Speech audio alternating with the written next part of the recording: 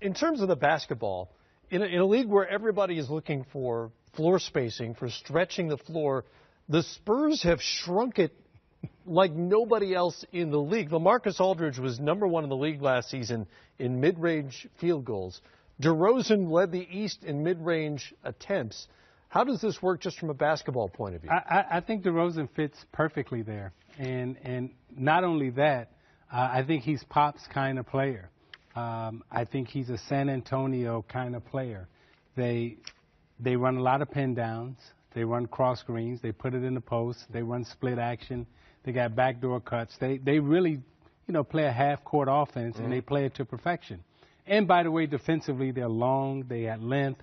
Their defensive scheme is sound. So I really think he really fits that system, that style of play. And if I'm not mistaken, last year they won, close to 50 games, right?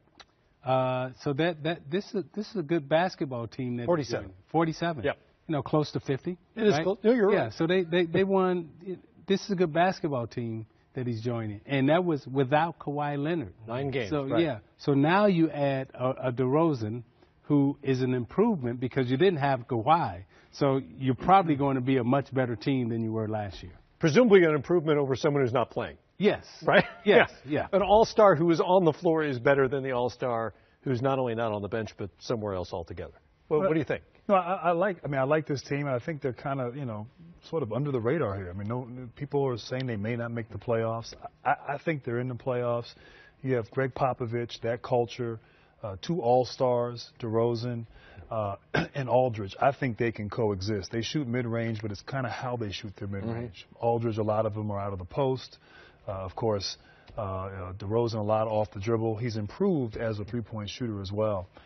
I'm curious about Murray, DeJounte Murray. I thought he had a really good year last year, rebounding the basketball defensively.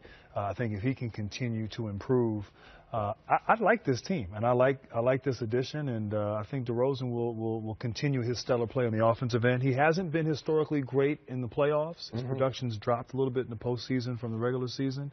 But I like him in San Antonio, and Pop will find ways to move him around and take advantage of his skill set. And they'll need him to be a scorer. They could have the steal of the draft.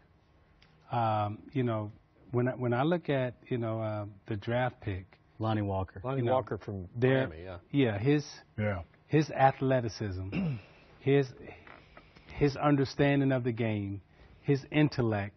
He is a guy who's flying under the radar.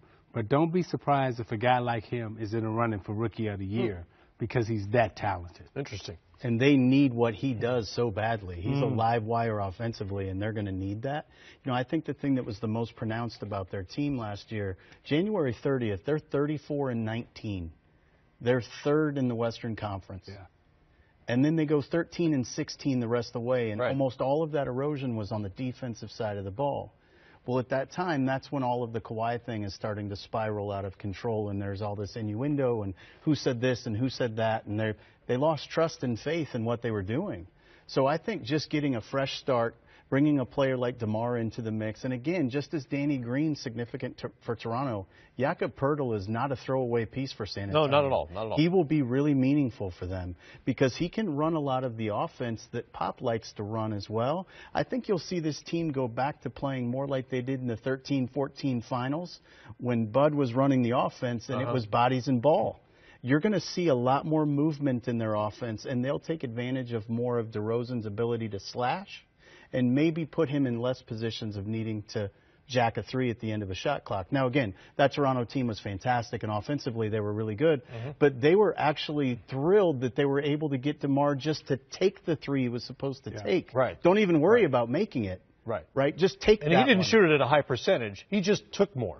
So now you've put DeMar with the best shooting coach in the NBA, Chip England. It's going to be fascinating to see how this goes. And they're going to need him to score, obviously. They were not a particularly efficient offensive team last season.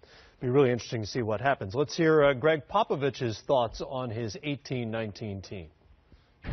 What's Brent Berry's role? I don't know what the vice president of basketball operations does personally. What is his role? Lunch.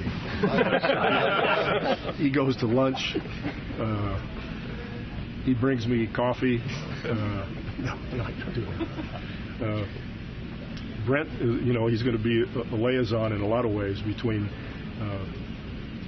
the G League, the front offices, of the ATT Center and here, making sure that everything is copacetic.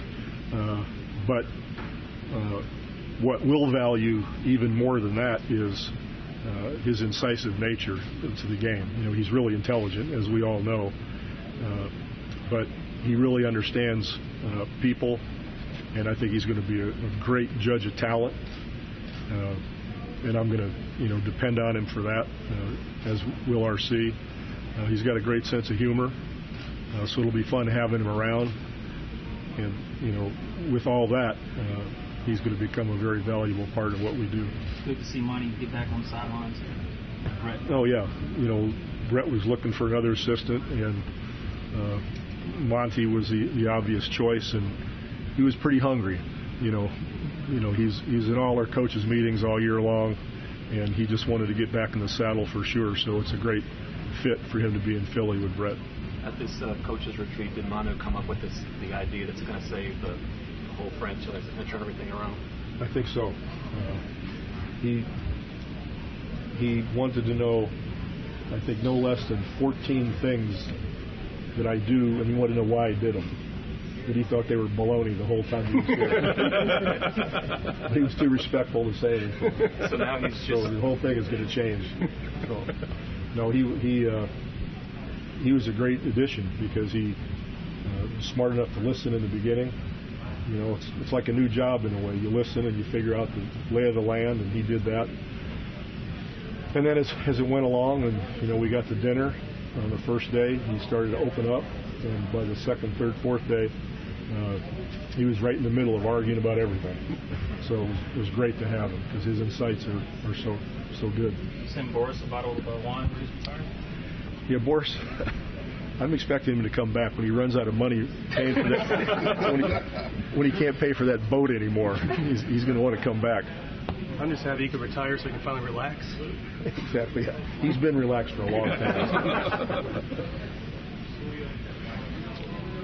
Okay? Take care. Welcome back. Good to see you all.